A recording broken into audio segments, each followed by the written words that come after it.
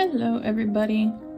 This is going to be a walkthrough of my eye drawing process. This has been like super highly requested on Instagram, so I figured I would try it out. This is not like how to draw eyes, this is just how I tend to stylize them. So if you're interested in how I draw eyes, then go ahead and keep on watching.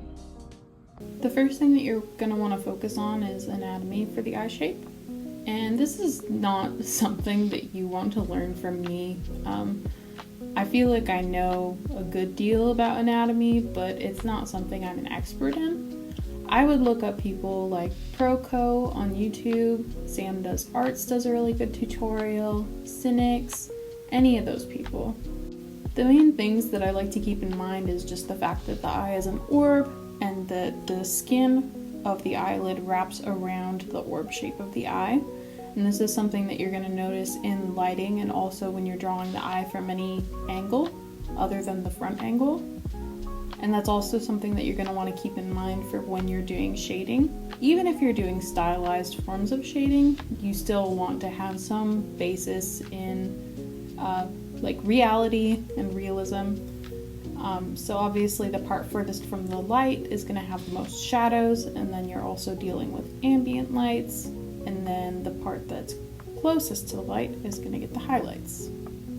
Lighting is something that gets a lot more complicated once you start throwing color into the mix, so if you're just first learning, it's really good to start in monochromatic or grayscale, so you can just focus on the values, meaning the lights and the darks, without having to worry about all the different hues and tones that you can get. Another thing that I like to focus on when I'm drawing eyes is using references and drawing variation from those references. Obviously, when you're looking at people, no two people look exactly the same, and that's achieved through subtle or sometimes extreme variation in the facial features and the structure of the face, all of those things. I tried to pick a lot of different models with different facial features just to see all the different types of eye shapes that exist, the different eye shapes that happen when you experience different emotions. All of those things are going to play into the way that you create your eyes. You can use them to communicate the emotions of characters, and you can also use it in character design to end up with a really unique looking character. A couple of shorthands that I like to use is if the character is older, I like to give them smaller eyes, and I like to have those eyes affected more by the eyelids, the eye shape at least. I like to have them more weighed down. Whereas younger characters, I will usually draw with a larger eye shape because their features tend to be larger. But obviously that's just going to differ a lot from model to model, so that's where practicing from reference is going to give you a really good baseline. So those are just some things that I have observed, but it can change from person to person. You can also use a lot of shape language in your eyes when you're doing character design in particular. Rounder eyes are going to communicate more softness, more innocence, more vulnerability.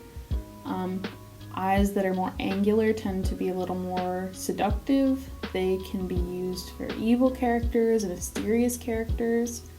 You can also do eyes that are a little more almost like rectangular or squarish. And those sort of shapes tend to communicate like a really trustworthy, stable personality for someone.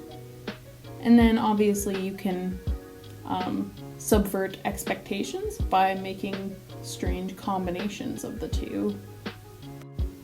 You also want to be thinking about the ethnicity of your character. A lot of people like to draw the same ethnicity that they are, but I think it's great to practice from all sorts of different ethnicities because it gives you a much broader perspective of the ways that features can vary from person to person, from ethnicity to ethnicity. You can get a lot more interesting variation if you open up your repertoire to more variety, and it's a lot of fun. And in addition to the eye shape by itself, you're also considering the shape of the eyelid, you're considering the skin around the eye, how far forward or back the eyes are set within the skull, the shape of the eyebrows.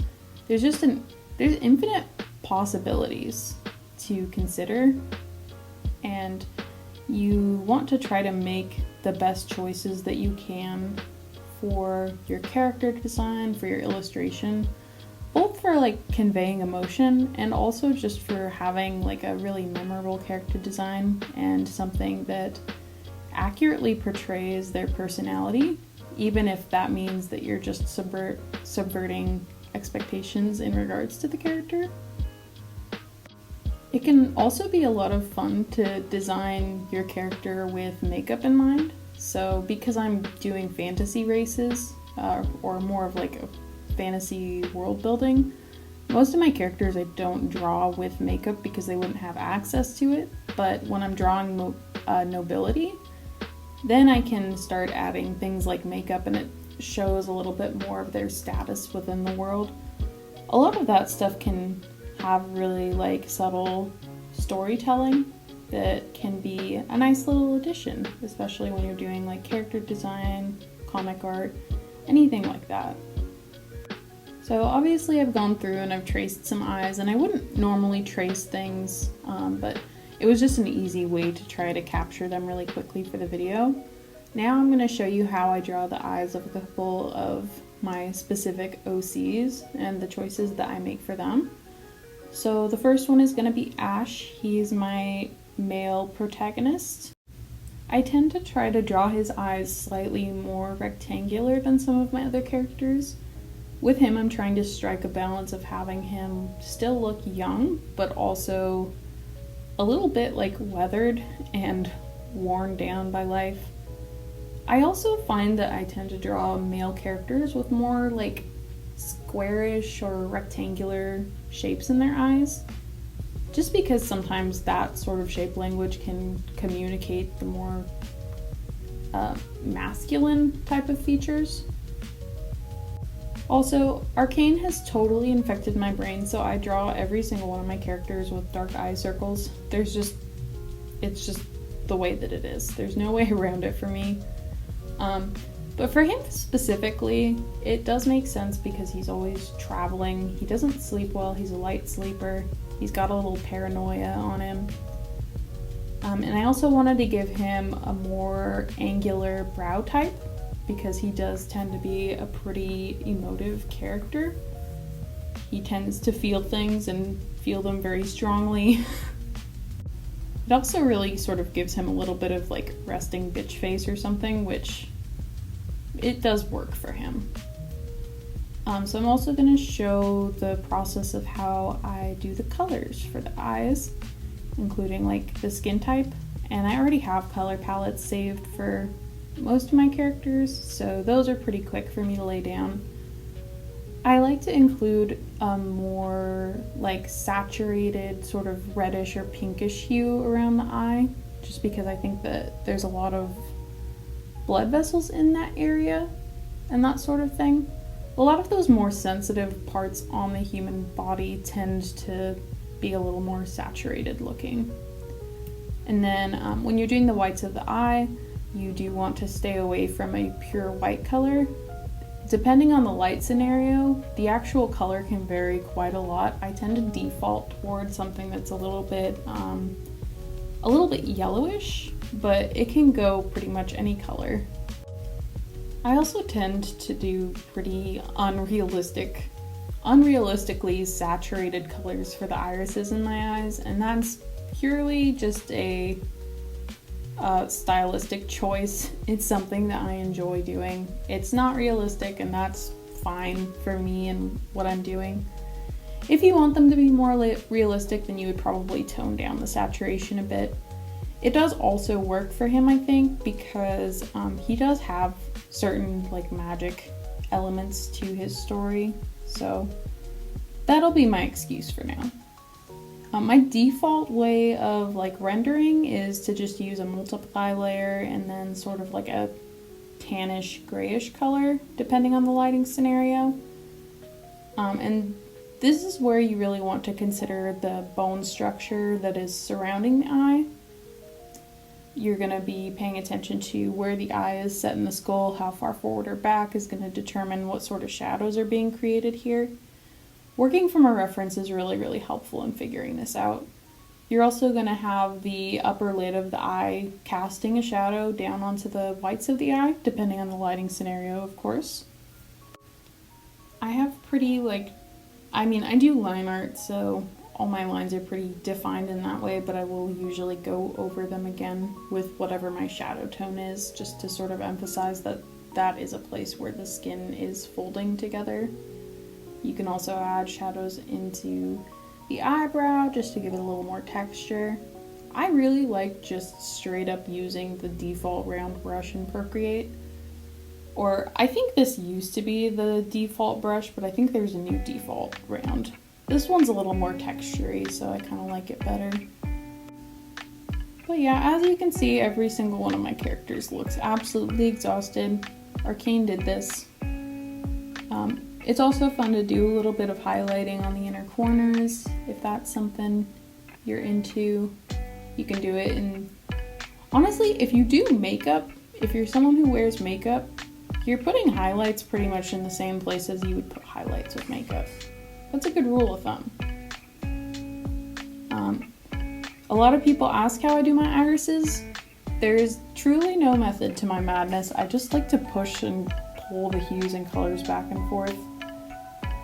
Usually when I go to a darker color, I will make the hue a little bit warmer, and vice versa. When the hue is lighter, I'll go to something a little cooler. But that's just another thing that it's not a rule, and it's something that will vary a lot depending on what the lighting is doing. I tend to draw this sort of eye when it's a very neutral lighting, but if I'm doing something funky in the comic, then I sort of have to just treat it case by case a little bit. But you are just wanting to pay attention to the fact that, again, the eye is an orb. You're dealing with the way that light is refracting off of an orb and also a wet surface. So for this second eye, I'm drawing my OC Delilah. She is from the fairy race, or the fae race. So I want to make her eye a lot more angular than Ash's eye. I also want to change the shape of the eye socket itself, just to distinguish her a little bit. She's a character who's a lot more mysterious and dangerous in a quiet way, so I like to try to communicate that through the way that she looks, because comparatively to Ash, she acts a lot more calm, whereas Ash is a little bit of he's a little bit cocky, he's a little bit of a loudmouth, he's gonna make his threats verbal. Delilah probably isn't going to verbally threaten you. She will just do you harm without giving you any sort of warning. So I wanted her mannerisms and the way that she carries herself to contrast a little bit with some more dangerous shape language in the face. So her face tends to be a lot sharper because we tend to associate those more angular shapes with something that is more dangerous. I also alter the skin tone a lot for her. She has a much darker skin tone, so that also means that the saturation is going to be turned up a little bit, especially around the eye. It also creates a lot more contrast within the whites of her eyes. So I do cheat her a little bit, and I tend to darken the whites of her eyes just a little bit.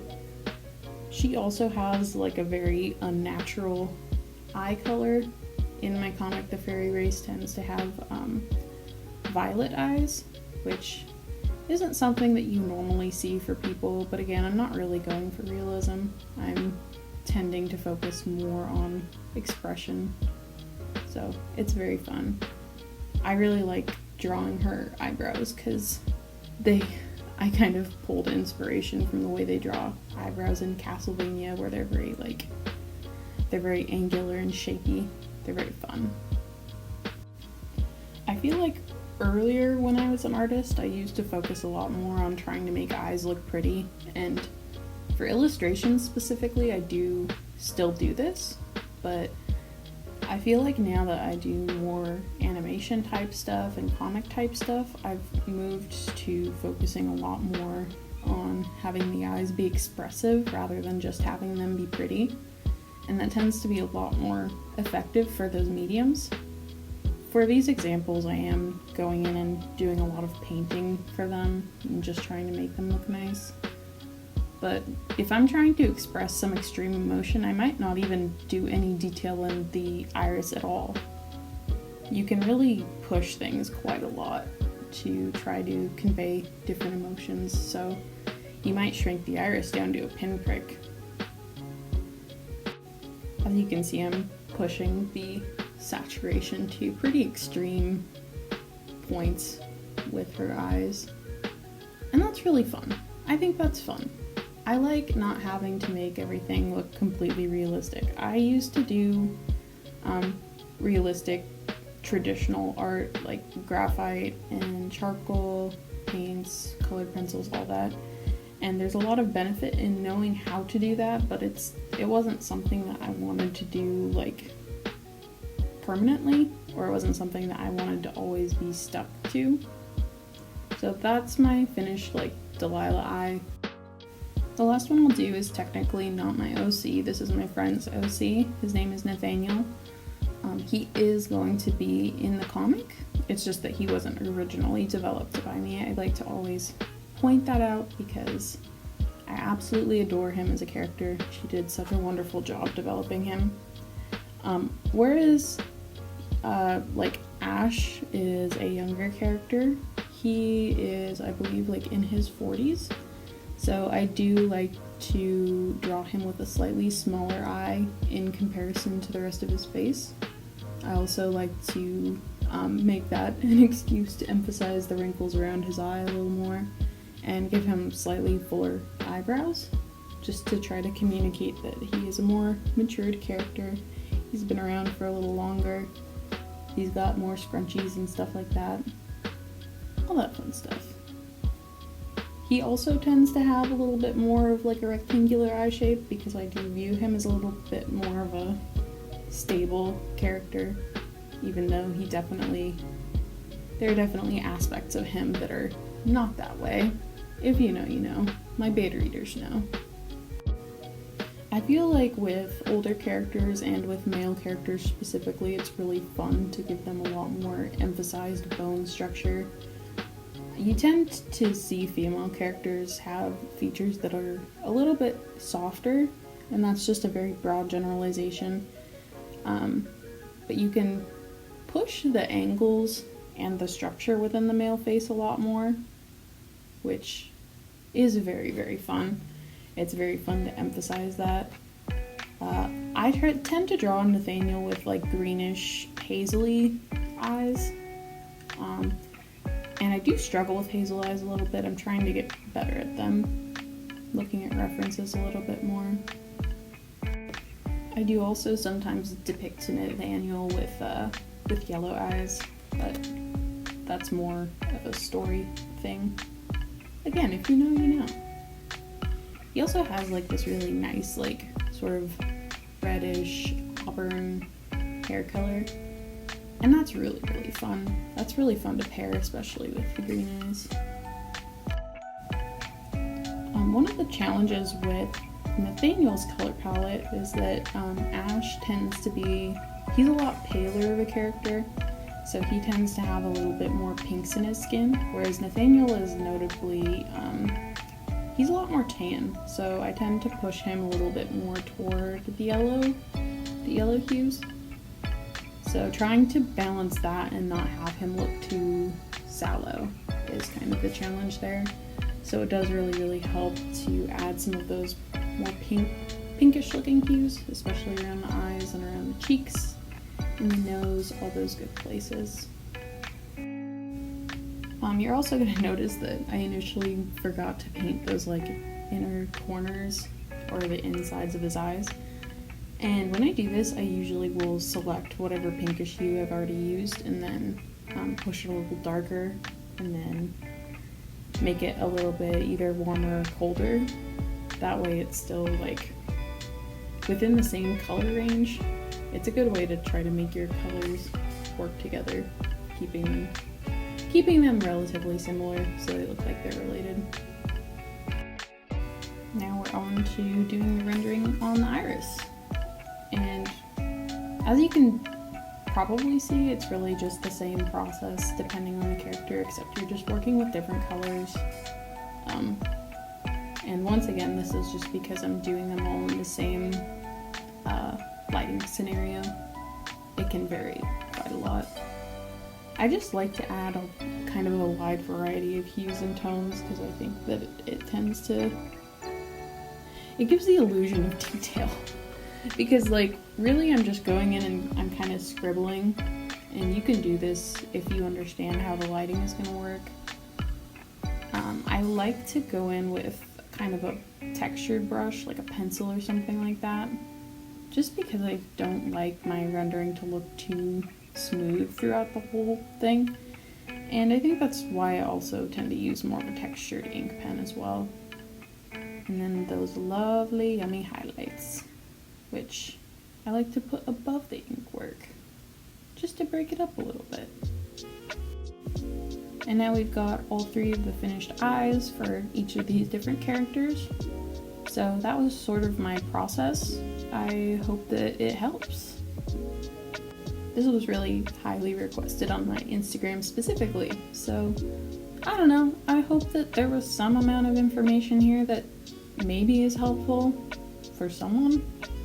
I'll do the YouTube thing and I'll say, if you enjoyed this, please like and subscribe, and let me know if you'd like me to walk you through how I approach any of my other features or just any other topics. Thank you, and have a good day.